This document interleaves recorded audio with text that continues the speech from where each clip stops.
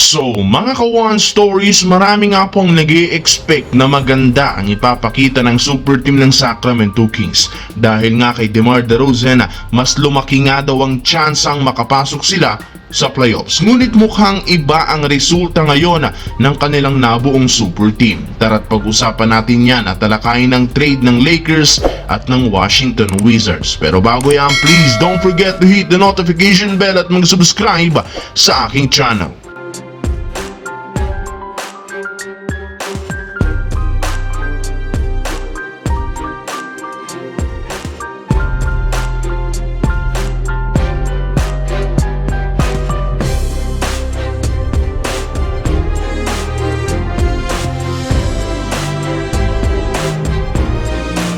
Napakalaki nga sana mga ka-One Stories ng expectation ng mga analyst ng Sacramento simula nang makuha nila si DeMar DeRozan.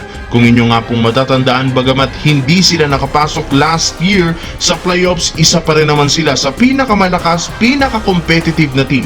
At ang pagkuha nga po nila kay DeRozan ay siyang huling piyesa para maging isang legit na contender. At yan ang pinaniniwalaan noon simula nang mabuo ang kanilang bagong super team. Ngunit imbes na matuwa ang kanilang mga fans sa ginawa ng front office, kinadagdag pa nga ito ng sakit ng ulo. Bakit? Sobrang hirap nga po ngayon ang kanilang lineup na manalo laban sa kahit anumang team, mapa-contender o lottery team.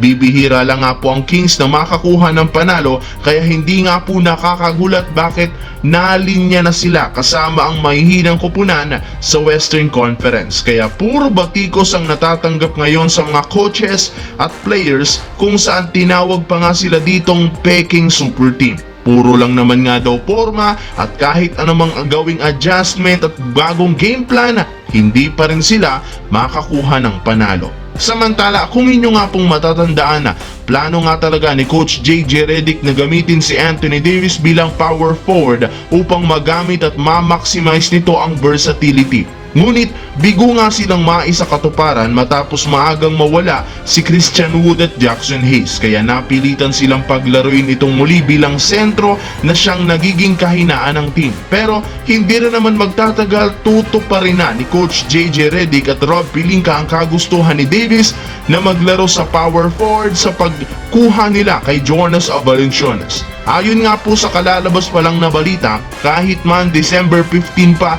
papayagang mai-trade ng NBA, kasalukuyan na nga pong nagkakaroon ng pag-uusap at negosasyon ang Lakers at ng Wizards patungkol sa magiging trade. Sinisimula na nga pong i-discuss kung paano nila makukuha si Valanciunas at kung gaano kalaki ang hihinging kapalit para lamang matuloy ang pagkuha nila sa bagong sentro.